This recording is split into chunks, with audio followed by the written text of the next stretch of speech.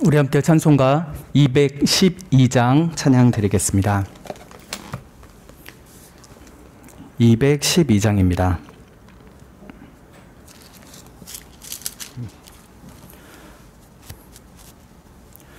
너 성결케 위해 늘 기도하며 너 주 안에 있어 늘 성경 보고 온 형제들 함께 늘 사귀면서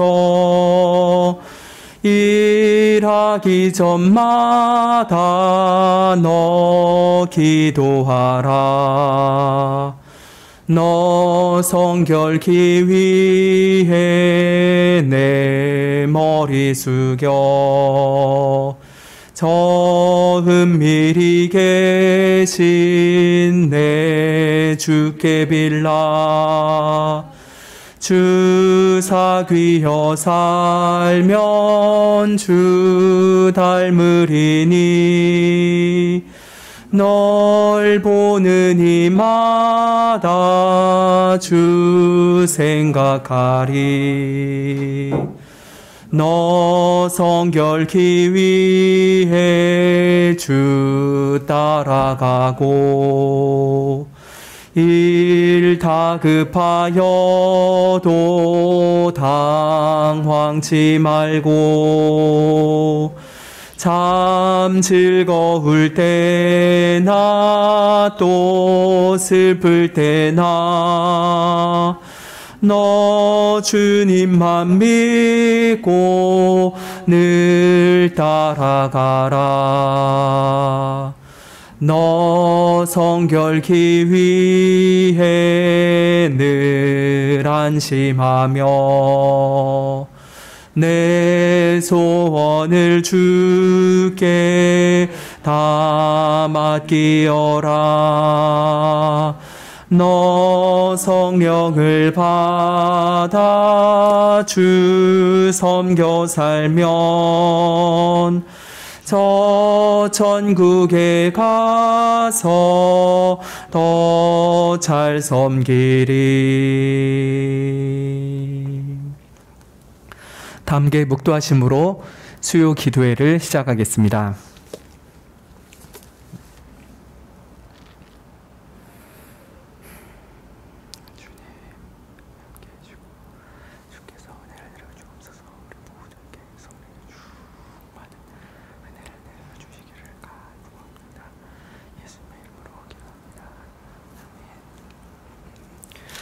찬송가 24장 찬양 드리겠습니다.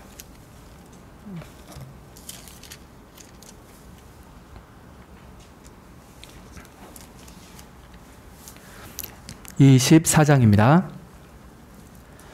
다 나와 찬송 드리세 한 소리 높여서 넘치는 기쁜 마음으로 여호와 기리세.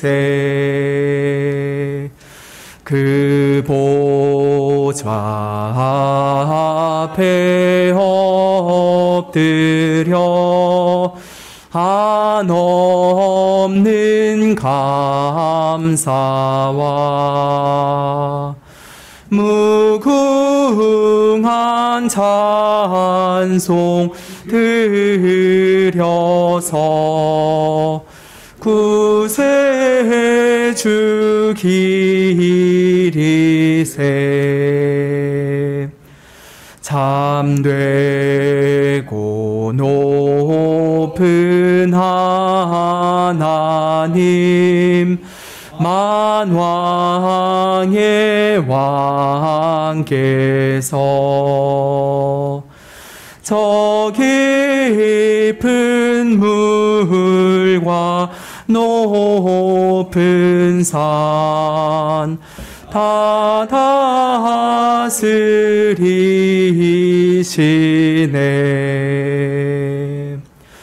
다 나와 찬송 드리세. 다 같이 엎드려 주 앞에 무릎 꿇고서 창조주 기리세. 아멘.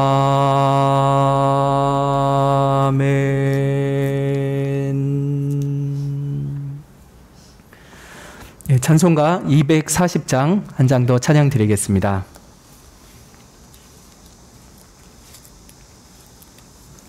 (240장입니다)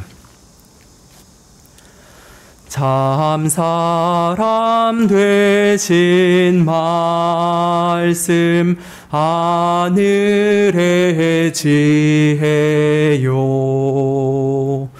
변하지 않는 진리 온 세상 빛이라.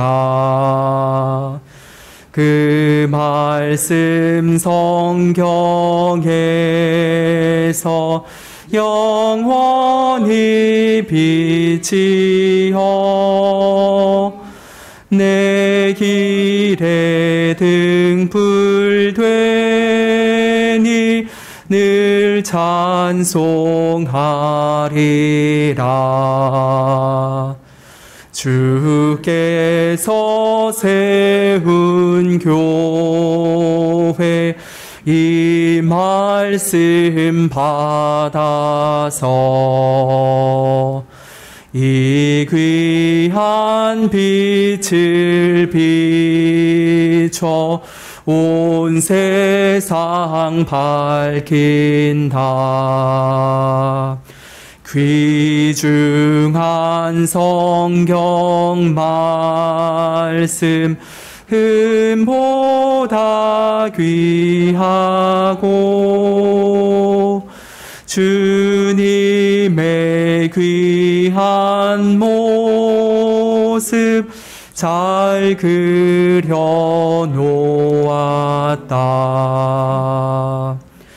이 말씀 깃발처럼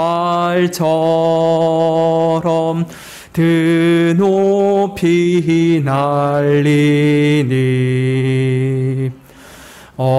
어두운 바다 위에 등대와 같도다. 이 고해 같은 세상 일평생 지날 때 그 말씀 나의 길에 등불이 되도다. 주님의 몸 된 교회 빛나는 등 되어 이 세상 만물 앞에 비추게 하소서. 저 방황하는 길손 이 등불 따라서 주 얼굴 볼 때까지 잘 가게 하소서.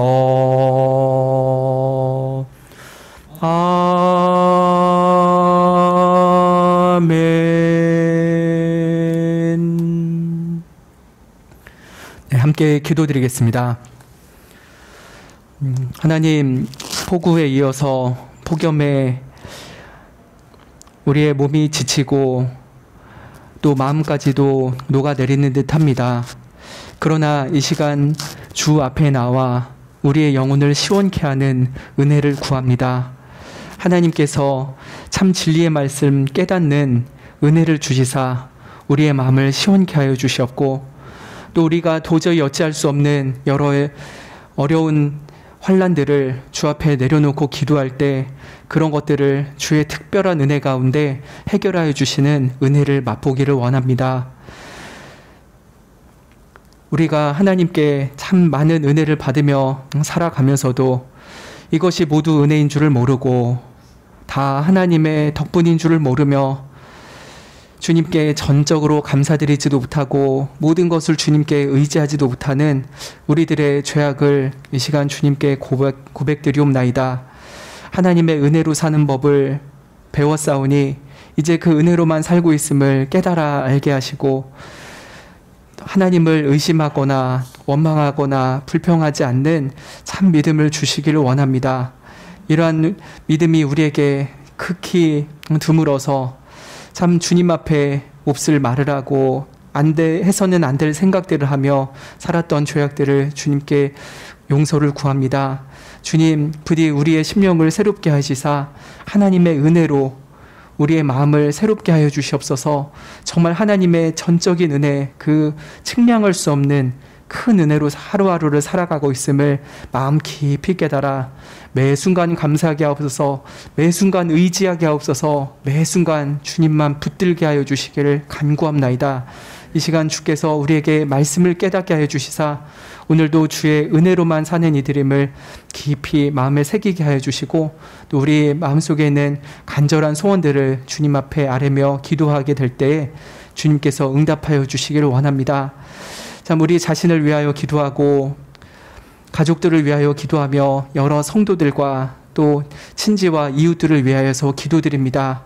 우리가 그들을 위해 무엇을 기도해야 될지, 어떻게 기도해야 될지도 잘 몰라서 그저 막막한 마음으로 기도할 때도 있습니다. 그러나 우리를 위하여 말할 수 없는 탄식으로 기도하시는 성령 하나님을 믿으며 우리 또한 성령께서 가르쳐 주시는 기도의 제목을 따라서 간절히 기도할 때 주님 정말 응답해 주시는 은혜를 맛보게 하여 주시기를 간구합나이다. 이 시간 주님께서 함께 해 주시길 원하며 예수님의 이름으로 기도합니다. 아멘. 이 시간 하나님의 말씀은 히브리서 5장 11절부터입니다.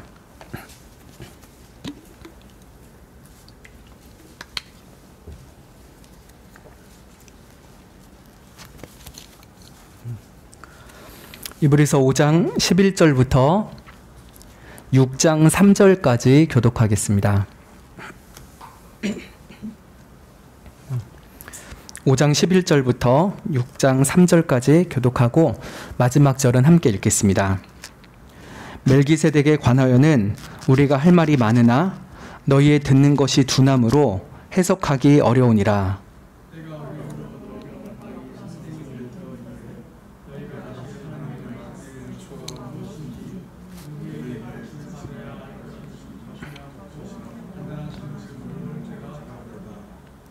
대저 젖을 먹는 자마다 어린아이니 의의 말씀을 경험하지 못한 자요.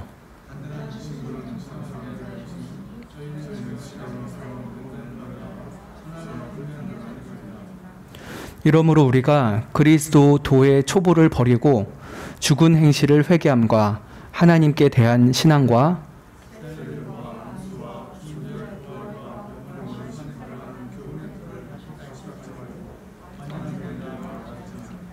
하나님께서 허락하시면 우리가 이것을 하리라.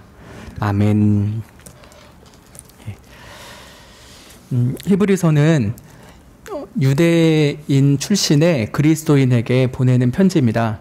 이들이 예수님을 믿게 되었으나 여러 가지 핍박으로 인하여서 다시 유대교로 돌아가고 싶은 충동과 위협 속에 빠져 있었죠. 그래서 아마도 사도 바울이 이런 동족 히브리인들을 위하여서 예수님만이 구약에서 약속된 유일한 그리고 참되신 중보자이십니다. 이 예수님이 왜 메시아이신지를, 왜 우리가 믿어야 될 유일한 구원자이신지를 제가 이렇게 증명을 하겠습니다. 그러니 이것을 읽으시고 부디 예수님을 떠나지 마십시오. 히브리 동족들이여, 우리에게 옛적부터 약속하셨던 그 메시아가 바로 이 예수님이시니 예수님을 바라보십시오. 예수님만 믿으십시오 하면서 이 히브리서를 썼지요. 이런 유대인들에게 예수님이 어떤 분인지를 잘 설득하기 위해서는 구약에서부터 예수님이 어떤 분인지를 차근차근 설명해 와야 했습니다. 특별히 이 예수님이 구약에서부터 예표되었던 참된 왕이시고 또 진정한 선지자이시고 큰 대제사장이십니다. 이렇게 예수님의 삼중직을 가르치려고 하였습니다. 그래서 지난주에는 천사보다 뛰어나신 왕 되신 예수님에 대한 말씀을 하였죠. 그렇게 천사보다 높으신 분이지만 천사보다 낮아지심은 우리를 위한 구속의 죽음을 대신 맛보게 하시기 위함이다라는 것을 말씀드렸습니다. 그리고 예수님이 선지자 중에 선지자라는 걸 알리기 위해서 유대인들이 가장 존경하였고 높이 칭송하는 모세보다 더 높은 선지자라는 것을 증명을 합니다. 그리고 오늘 읽은 본문은 대제사장인 아론보다 더 높으신 예수님이라는 것을 가르치려고 합니다. 대제사장 예수님을 가르치려는 문맥입니다. 그런데 이 아론보다 더 뛰어난 분이다라는 것을 더 넘어서는 또 다른 설명을 시도합니다. 히브리서 5장 6절을 보시면요. 또한 이와 같이 다른 데 말씀하시되 내가 영원한 멜기세덱의 반차를 좇는 제사장이라 하셨다라고 합니다. 예수님이 누구냐라는 것을 설명하기 위해서 이 시편 110편 4절에 있는 말씀을 들어서 예수님이 멜기세덱의 반차를 좇는 제사장이시다라는 것을 설명을 하려고 하는 것이죠. 그런데 이 멜기세덱을 통하여서 예수님이 얼마나 높으신 대제사장인지를 증명하려고 하는데 문제가 있습니다. 비교를 하려면은 하나의 이 멜기세덱이 누군지를 잘 알아야 멜기세덱도 대단한데 그 예수님은 더 높으신 분이라고 이렇게 가야 되는데 멜기세덱이 누군지 모르니까 이게 설명이 잘 안 되는 거예요. 그래서 오늘 읽은 본문 11절부터가 그거에 대한 말씀을 하는 것이죠. 이 멜기세덱에 관하여서는 가르칠 것이 많다라고 합니다.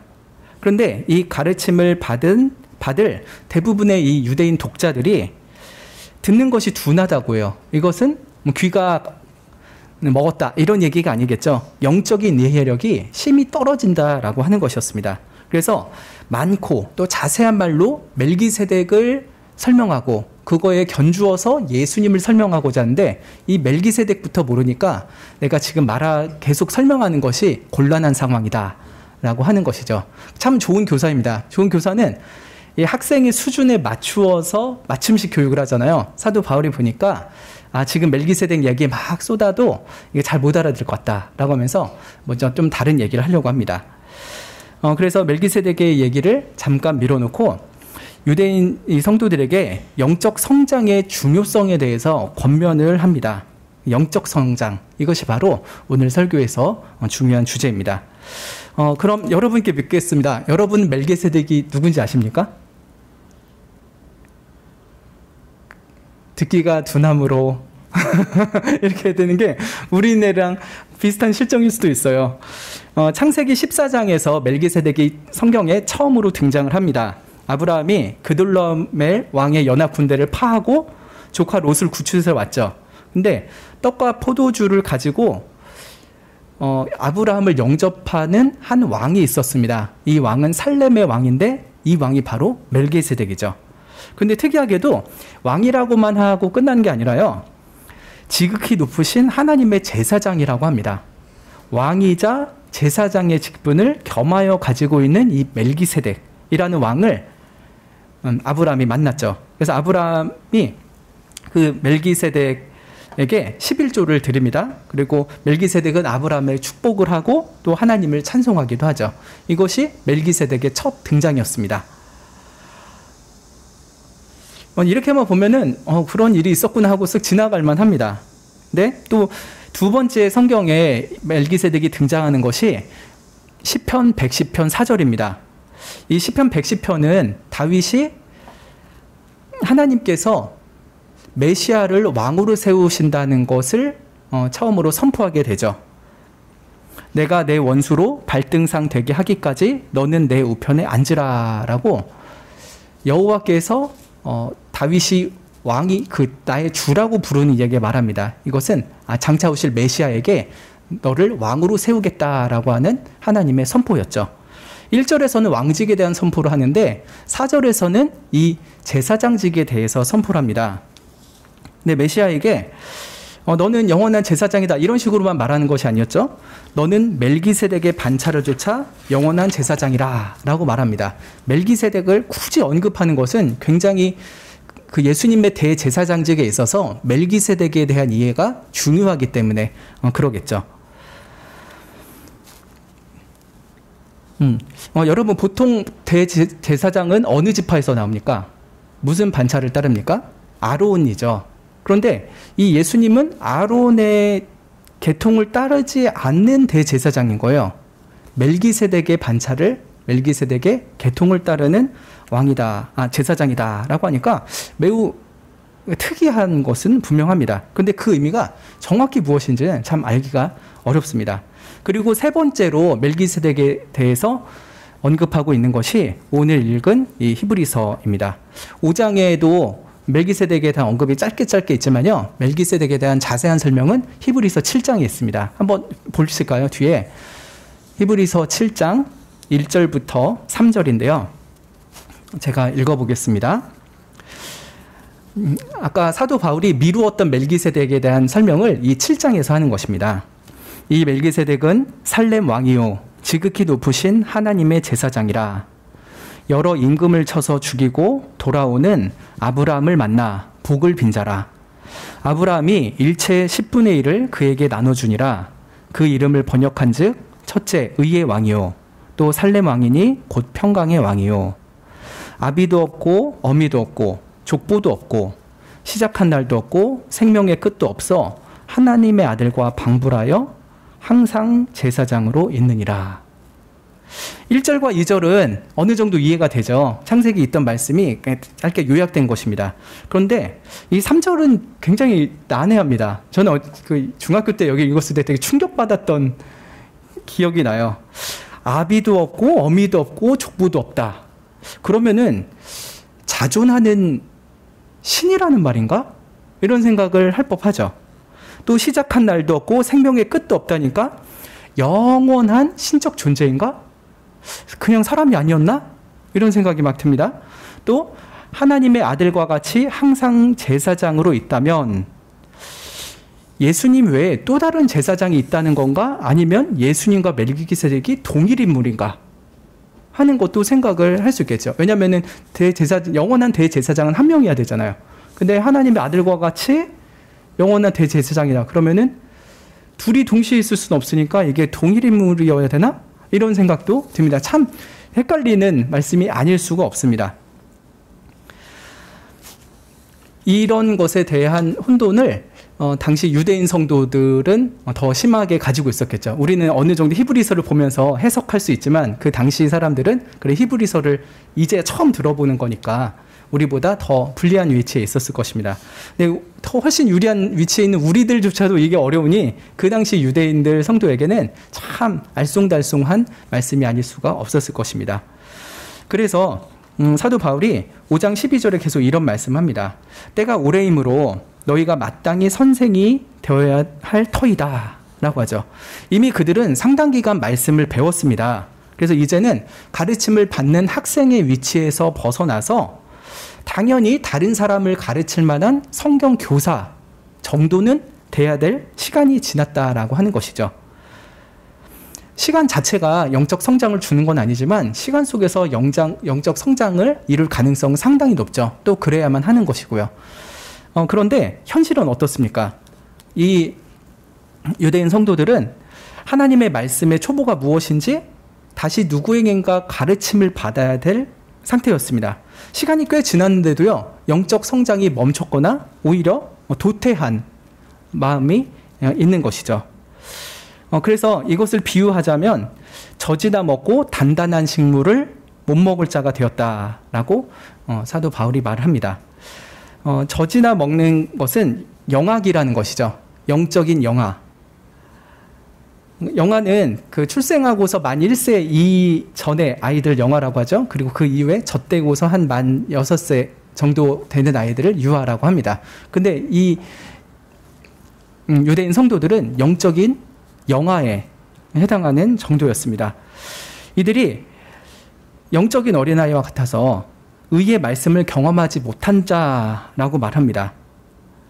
겨우 젖을 빠는 갓난아이처럼 기초적인 진리만 먹고 있었고 더 깊고 풍성한 의의 말씀을 깊이 경험하지는 못한 상태라고 13절에 말씀을 하고 있습니다. 근데 의의 말씀을 경험하지 못한다는 것은 무슨 말일까요, 여러분? 이 유대인 성도들은 의의 말씀을 경험하지 못했다. 이 의의 말씀이 무엇인가를 생각해 봐야 될 텐데, 한 가지는 하나님의 말씀 자체가 전체가 다 의롭기 때문에 너희들은 말씀에 대한 전체적인 깨달음이 빈약하다, 이렇게 말을 할 수도 있을 것입니다. 그러나 히브리서가 1차적으로는 예수님을 믿었다가 배도하려는 유대인들을 염두에 두면서 썼다라고 할 때는 이 의의 의미가 그저 하나님의 말씀은 의로운 말씀이다, 그 정도가 아닌 것 같기도 합니다. 무엇인가 하면은 유대인들은 예수 그리스도를 믿음으로 말미암는 구원이 무엇인지를 뼈저리게 깊게 깨닫지는 못한 상태일 수도 있다라고 하는 것입니다.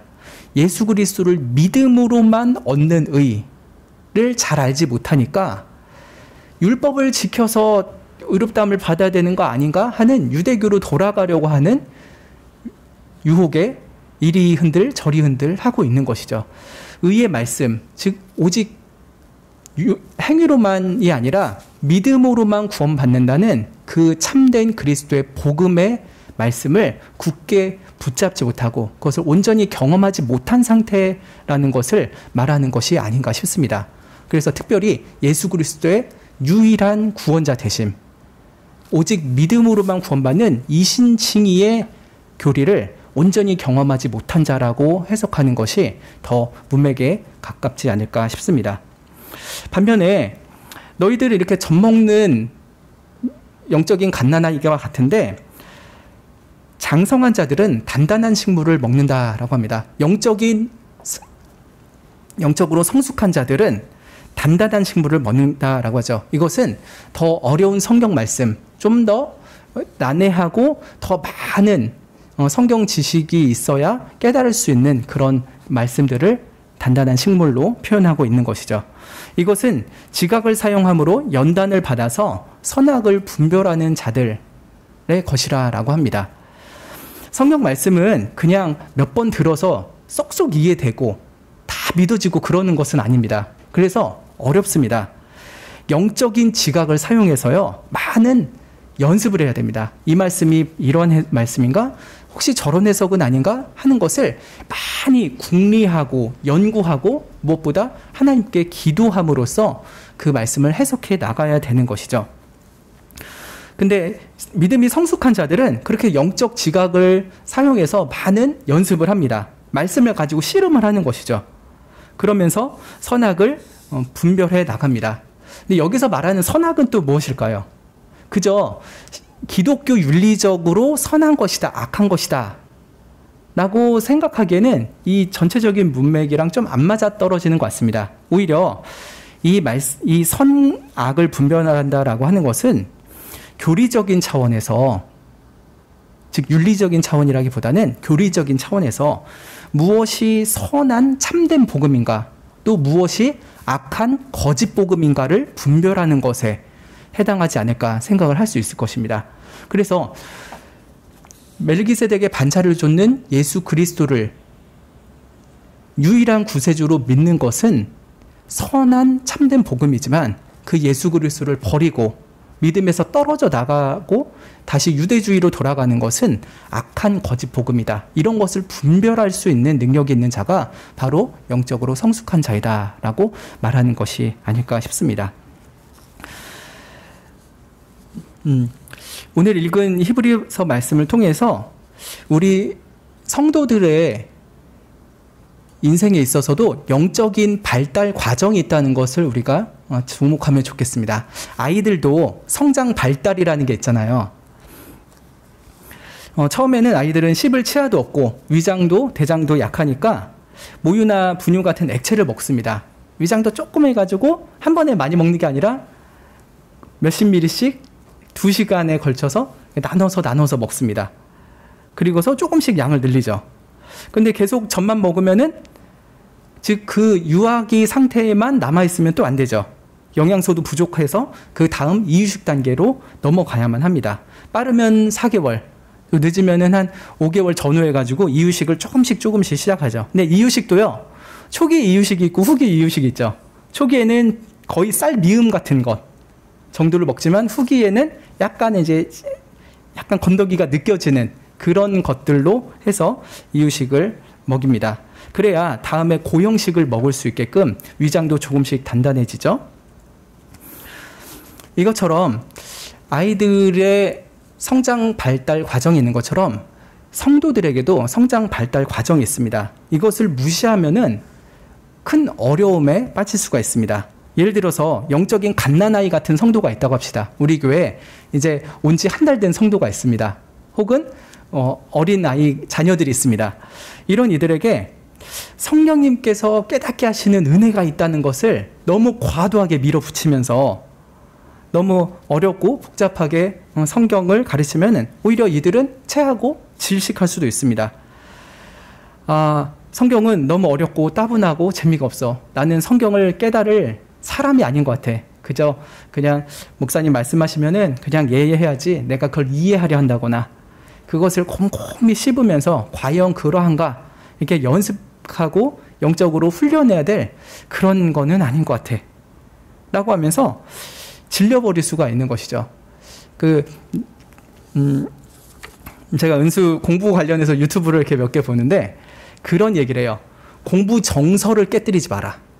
뭐냐면은 과도한 사교육과 선행교육을 해서 아이들이 수학 같은 거에 대해서 정서가 깨져버릴 수 있다는 거예요. 초등학교 1학년의 발달 과정과 사고 능력에 따라서 거기에 걸맞는 교육을 하면 되는데 1학년한테 막 4학년, 5학년 거의 수학을 막 하면은 애들이 공부 정서가 깨진다고 그래요. 나 아예 수학 다 싫어. 이렇게 된다는 것이죠. 근데 영적인 정서도 있는 것이에요. 너무 어렸을 때부터 도저히 알아들 수 없고 딱딱한 식물 같은 거를 자꾸 집어넣으면은 아이들이 영적인 정서가 깨져버릴 수가 있습니다. 성경은 너무 재미없어. 너무 따분해. 지겨워. 이렇게 하면서 손사래를 칠 수 있게도 되는 것입니다.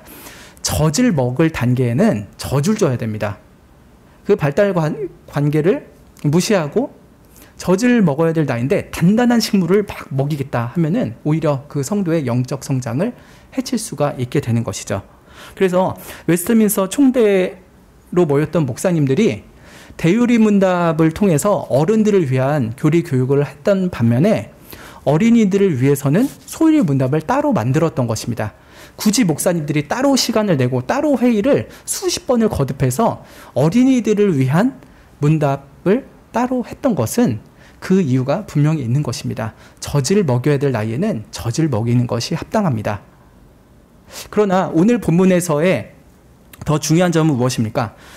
이제 영적으로 어느 정도 성장해야 될 나이인데 단단한 식물을 먹지 못하고 여전히 젖만 먹고 있는 것도 문제라고 하는 것이죠. 신앙의 연조가 늘어날수록 영적인 성장과 성숙이 마땅히 이루어져야 합니다. 신앙생활 20년 했는데 2년 한 성도님과 영적인 수준이 똑같다면은 그거는 심각한 문제이죠. 영적인 저성장증을 의심해 봐야 되는 것입니다. 그런데 그런 일들이 오늘 읽은 히브리인 성도들에게도 나타나고 있는 것이고요. 또 현재 우리들에게도 그런 모습이 종종 있을지도 모르겠습니다. 그래서 사도 바울은 이렇게 영적인 저성장증에 빠진 이 성도들을 향해서 그 부드러운 권고를 하기 시작합니다. 어떻게 보면은 5장 11절부터 14절은 좀 따끔한 질책이에요. 사랑하기 때문에 따끔하게 직언을 하는 것이죠. 그러나 이제 6장 1절부터는 그러므로라고 하면서 부드러운 사랑의 타이름을 시작합니다. 이때 이미지가요 좀 바뀝니다. 5장 끝부분에서는 젖 먹는 아이와 단단한 음식을 먹는 성인의 이미지였잖아요. 근데 6장 1절부터 3절은 건축의 이미지로 바뀌게 됩니다. 1절을 보면요. 그러므로 우리가 그리스도의 도의 촉보를 버리고 라고 합니다. 저희 한글 번역에는 그 한글의 문형 그 어순상 어쩔 수 없이 좀 떼어놨는데요. 이게 이렇게 연결이 됩니다. 1절의 상반절이랑 2절의 맨 마지막 문장이 연결돼서 해석하는 것이 더 좋습니다. 그래서 보면은 그러므로 우리가 그리스도 도의 촉보를 버리고 건너뛰어서요. 완전한 데에 나아갈지니라. 이렇게 하는 것이 원래의 말씀입니다. 근데 이것이 더 이해가 더 잘 돼요. 그리스도의 도의 촉보를 버리고 완전한 데에 나아가라 라고 사도 바울이 권면을 하고 있는 것이죠. 그리고 그 가운데 죽은 행실을 회개함과 이렇게 몇 가지가 나열되어 있잖아요. 이것이 바로 그리스도의 도의 촉보에 대한 6가지를 제시하고 있는 것입니다. 그리스도의 도의 촉보, 이것은 초대 교회 때부터 초신자가 교회에 입문할 때 가르쳤던 기독교의 기본 교리입니다. 봅시다. 첫 번째는 죽은 행실을 회개함. 회개하라, 이것을 가르치잖아요. 두 번째는 하나님께 대한 신앙입니다. 회개하고 하나님을 믿으라 라고 하는 것을 초신자들에게 가르치죠. 그리고 세 번째는 세례드립니다. 내적인 믿음이 있다면 그것을 외적으로 고백하고 세례를 받으라 라고 가르칩니다. 그리고 네 번째는 안수인데요. 세례식 때 성령의 은사를 받도록 행했던 의식으로 보입니다. 그리고 다섯 번째는 죽은 자의 부활을 가르치죠. 세례 받아서 새 사람이 되지만 이 땅에서는 성도들도 죽을 것이다. 그러나 죽은 후에 예수 그리스도와 함께 우리도 부활하게 될 것이다를 초신자들에게 가르치죠. 그리고 그 부활 후에는 영원한 심판이 있을 것이다. 이렇게 해서 6번째 가르침을 줍니다. 근데 유대인 성도들이 기독교로 들어왔을 때 이렇게 배웠던 6가지의 기초 교리는 잘 배웠습니다. 그런데 시간이 지나면 이곳에서 벗어나서 더 깊은 영적인 성숙으로 나가야 되는데 그러지를 못했던 것이죠. 그래서 사도 바울이 그런 교훈의 털을 다시 닦지 말라. 그리고 완전한 데 나아가라 라고 권면을 하고 있는 것입니다. 근데 여러분 좀 오해할 만한 것이 있습니다. 그리스도의 도의 촉보를 버리라 라고 하는 말씀입니다. 버리라 라고 하니까 기독교의 기초 교리들은 어느 정도 시간이 지나면 다 필요 없으니까 완전히 내어버리고 부정해도 된다 라고 하는 것처럼 여겨질 수 있는데요. 그것은 물론 아니겠죠. 그리스도의 도의 촉보를 버리라는 것은 단지 그 촉보에만 머물러 있지 말라라고 가르치고 있는 것입니다. 건축의 비유 있잖아요. 다시 털을 닦지 말라라고 하는 것을 보면은 건축 비유가 분명한데요. 건축가들이 건축을 할 때 털을 닦죠. 그러나 털만 닦아놓고 거기서 건축 끝났다라고 하는 건축업자 없습니다. 털을 닦은 것은 매우 중요한 시작이지만 마지막은 아닙니다. 이제 시작을 했을 뿐이니까 그 위에다가 건물을 쌓아 올려야만 그 건축이 완성이 되겠죠. 마찬가지로 우리의 신앙도 처음에는 견고한 기본 교리로 토대를 닦아야 합니다. 그러나 그것만 있으면은 우리가 성전으로 지어지는 완성을 맛보지 못할 것입니다. 그 위에 계속해서 참 진리의 말씀들을 쌓아 올려나가야만 우리가 참된 성전으로 완성이 되어 가는 것이죠. 우리는 이런 초신자로서 처음 기독교에 입문할 때 배웠던 교리 이외에도 삼위일체 신비를 배워야 되죠. 또 선택과 유기의 그 놀라운 예정에 대한 말씀도 배워야 됩니다. 그걸 한 예수님 안에 신성과 인성이 동시에 있다는 것도 너무나도 신비로운데 그것을 배워가야 되죠. 소유리 문답만 공부하면 안 되고 대유리 문답도 공부하고 또 웨스트민스터 신앙 고백서도 공부해야 되는 것입니다. 나날이 건전한 진리의 건물들을 쌓아 올림으로써 영광스러운 성숙한 성도의 모습으로 나아가야 되는 것이 우리들이 갖춰야 되는 모습인 것입니다. 성령의 은혜로 갓 태어난 성도들은 처음에는 젖을 받는 데에서 많은 은혜를 받지만요, 이후에는 젖만 받는 것이 아니라 조금씩 단단한 식물을 먹기 위해서 연습을 하고 그렇게 장성해져가야 되는 것입니다. 그런데 여러분 지금 신앙생활 하신 지 어느 정도 되셨습니까? 저는 모태신앙이라고 치면은 벌써 44년이네요. 44년, 정말 긴 세월이잖아요. 한 분야에 대해서 44년 동안을 계속 몸담고 있다. 게다가 신학을 전공을 하고 계속 성경을 연구한다. 그러면은 영적으로 굉장히 깊은 경지에 올라가야 될 것 같죠. 여러분 다른 일반 일에서 전문직자 생각해 보시오. 보통 10년 그 일을 계속하면 전문가 된다라고 하는데 40년이 넘었다. 그러면 정말 깊어야 되겠죠. 그런데 이렇게 그리스도의 완전함, 성숙한 단계로 올라가는 것이 정말 쉽지가 않은 것 같습니다. 저를 봐도 그렇고요. 여러분 자신을 봐도 크게 다르지 않을 수도 있을 것 같습니다. 며칠 전에 집에 책장을 이렇게 보다가 조병수 교수님의 은퇴 기념 논총집을 이렇게 우연찮게 꺼내 봤어요. 근데 그 조병수 교수님의 제자가 쓴 기고문이 있었습니다. 네, 이런 말이 있더라고요. 한 번은 조병수 교수님이 연구실에 앉아서 책을 읽고 있는 나에게 이렇게 말씀하셨다. 40년을 공부했는데 아직도 모르겠어. 라고 하셨대요. 그 조교였던 목사님이 그 당시에 이제 신학생이었죠. 그 얘기를 듣고 얼마나 충격을 받았겠어요.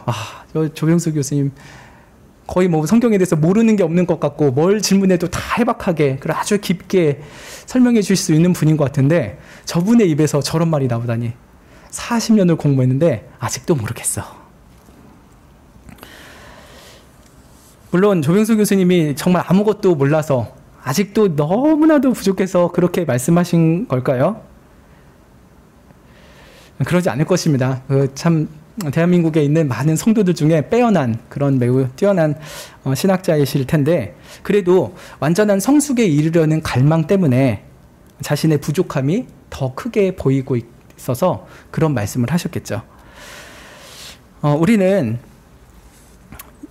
우리의 육신적인 지각과 능력으로 도저히 영적인 성숙함에 이를 수가 없습니다. 하나님의 진리의 영으로 충만해지지 않는다면은 우리는 정말 이 진리의 말씀, 젖과 같이 아주 쉬운 말씀조차도 깨닫지 못할 것입니다.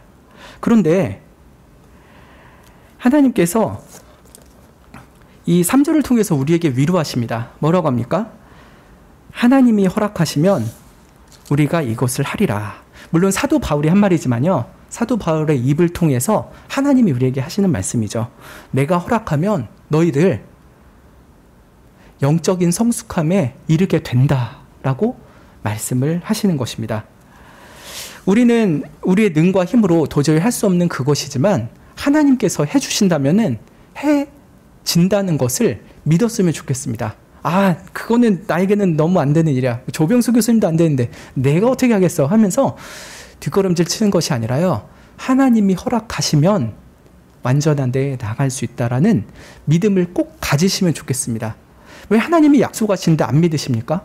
왜 하나님이 허락하면 된다고 하는데 하나님이 허락 안 할 거야 라고 하면서 내 쪽에서 먼저 그 은혜를 잘라버리는 것입니까?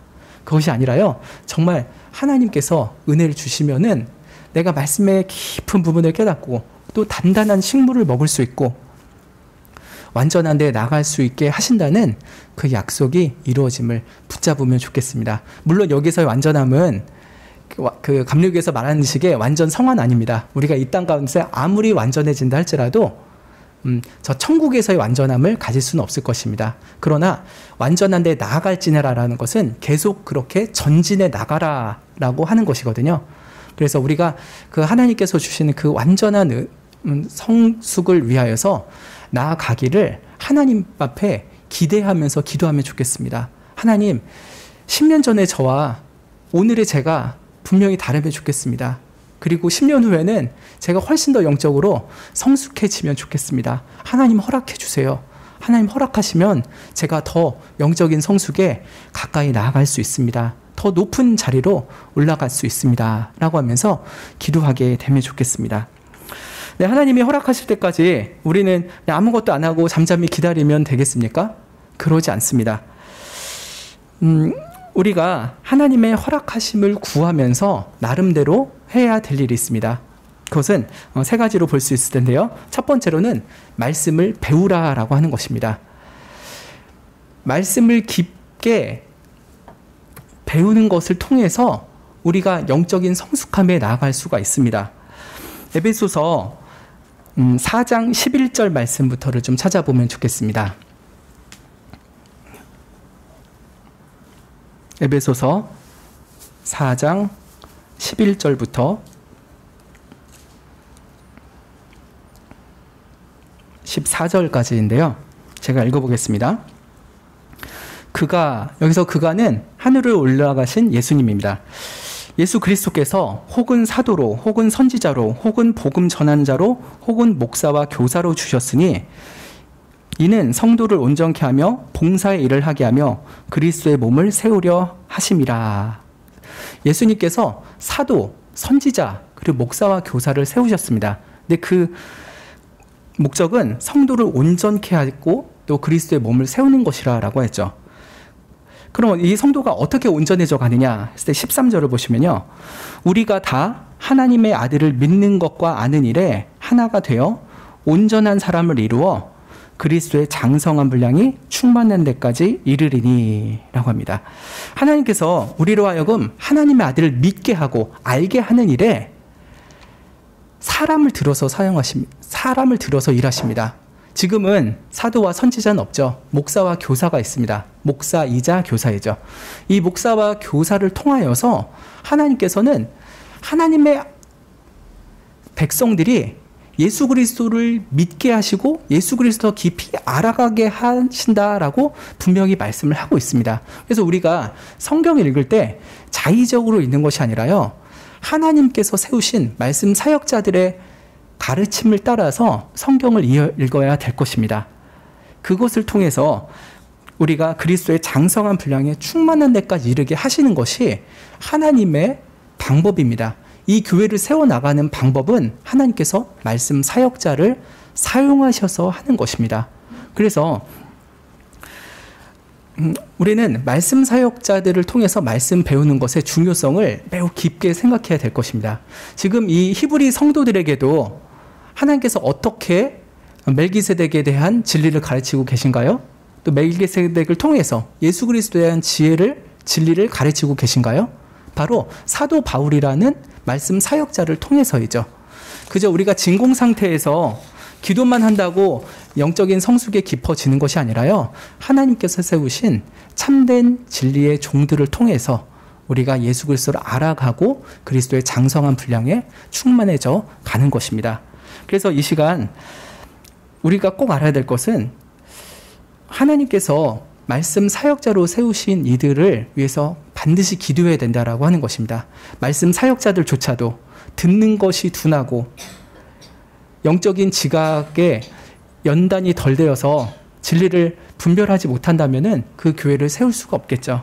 반대로 하나님께서 목사와 교사를 통해서 하나님의 진리를 먼저 깨닫게 하시고 그것을 통해서 한 성도들에게 영적인 수준에 맞게 발달 과정에 맞게 친절하게 그리고 자세하게 그리고 영적 가마력 있게 전할 때 성도들은 반드시 성장합니다. 하나님께서 예수 그리스도를 통해서 말씀 사역자를 세우신 목적이 바로 성도들을 온전케 하기 위함이니까요. 물론 현존하는 목사와 교사들 뿐만 아니라요.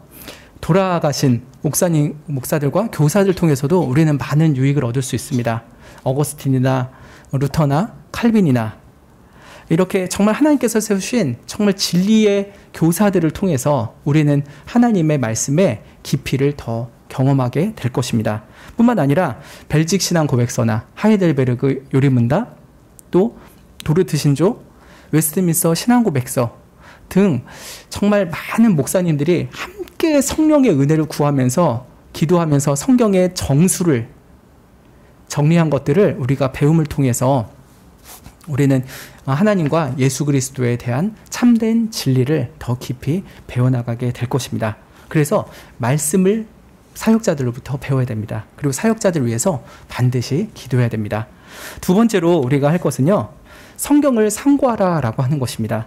이것은 말씀 사역자들로부터 배운 말씀이 과연 그러한가 하고 개인적으로도 묵상하고 연구해야 된다는 것입니다.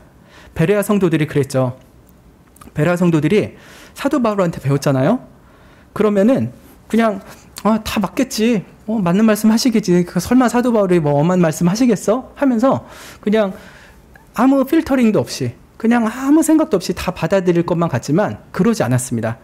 그 베레아 성도들은 간절한 마음으로 말씀을 받았어요. 하나님, 저 사도를 통하여서 주님의 말씀을 주십시오. 하나님이 어떠신 분인지 제게 알려주십시오. 하는 간절한 마음으로 베레아 성도들이 말씀을 받았습니다. 그러나 거기서 끝나지 않았습니다. 이것이 그러한가요? 날마다 성경을 상고하였다라고 했습니다. 이 사도 바울이 전한 말씀이 정말 구약의 말씀과 일치하는가? 전체 성경과 일치하는 참된 진리의 말씀인가?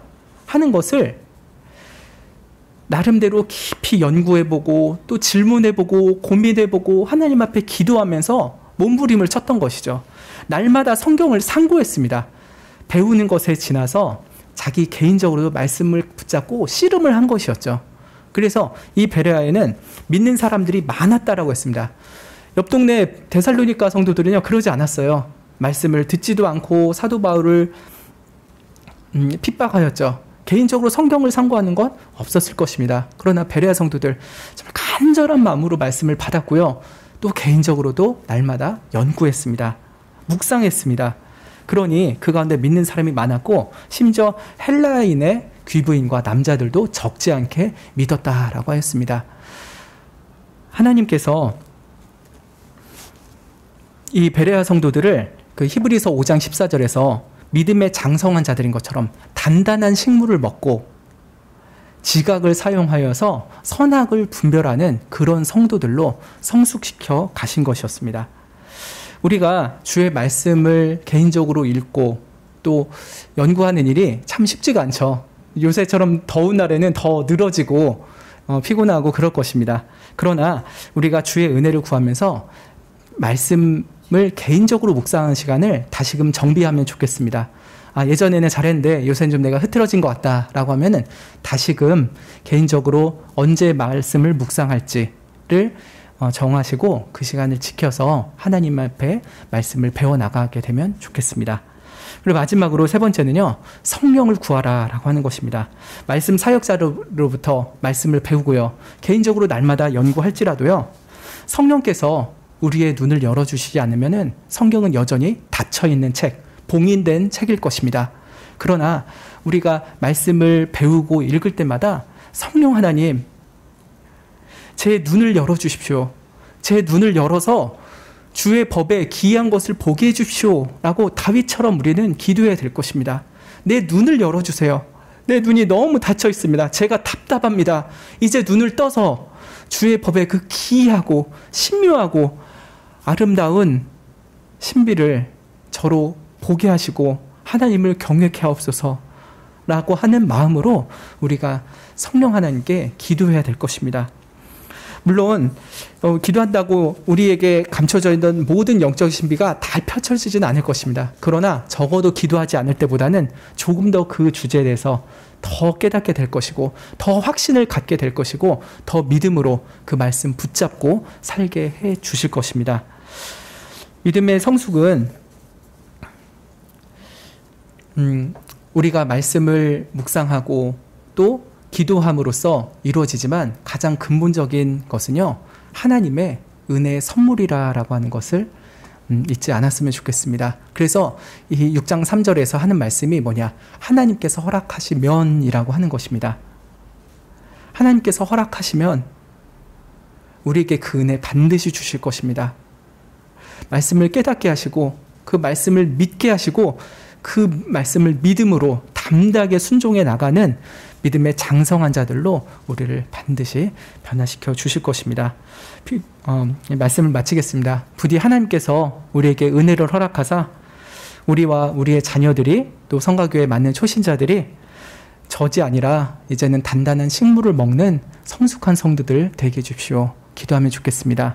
또한 부디 하나님께서 은혜를 허락하시사 그리스도의 교훈의 터를 닫고 또 거기에만 머무는 것이 아니라 영적인 성숙함과 완전하게 나아가게 해주시오라고 기도하는 시간 가지면 좋겠습니다. 우리 자신의 영혼을 위해서 또 우리의 자녀들과 여러 초신자들과 성도님들을 위해서 기도해 주시면 좋겠고요. 또 아까 말씀드린 대로 말씀 사역자들을 위해서도 꼭 기도해 주시길 바랍니다. 기도하고 마치겠습니다. 하나님, 참 때가 오래되었음에도 우리가 여전히 젖이나 먹고 단단한 식물을 먹지 못하는 자로 남지 않았는지 참으로 안타깝습니다. 주께서 은혜를 허락하여 주시옵소서. 정말 하나님의 말씀을 깊게 배우게 하여 주시옵고 성령의 은혜로 말미암아 그 복음의 진수를 깊이 깨달아 우리를 하여금 영적으로 더욱 성장하는 성도들이 되게 해주시기를 간구합나이다. 영적인 저성장증에 걸리지 않게 하시고 나날이 예수 그리스도의 장성한 분량에 이르도록 성장하고 성숙하는 우리들이 되게 하여 주옵소서. 예수님의 이름으로 기도드립니다. 아멘. 하늘에 계신 우리 아버지여, 이름이 거룩히 여김을 받으시오며 나라의 임하옵시며 뜻이 하늘에서 이룬 것 같이 땅에서도 이루어지이다. 오늘날 우리에게 일용할 양식을 주옵시고 우리가 우리에게 죄 지은 자를 사하여 준 것 같이 우리 죄를 사하여 주옵시고 우리를 시험에 들게 하지 마옵시고 다만 악에서 구하옵소서. 대개 나라와 권세와 영광이 아버지께 영원히 있사옵나이다. 아멘.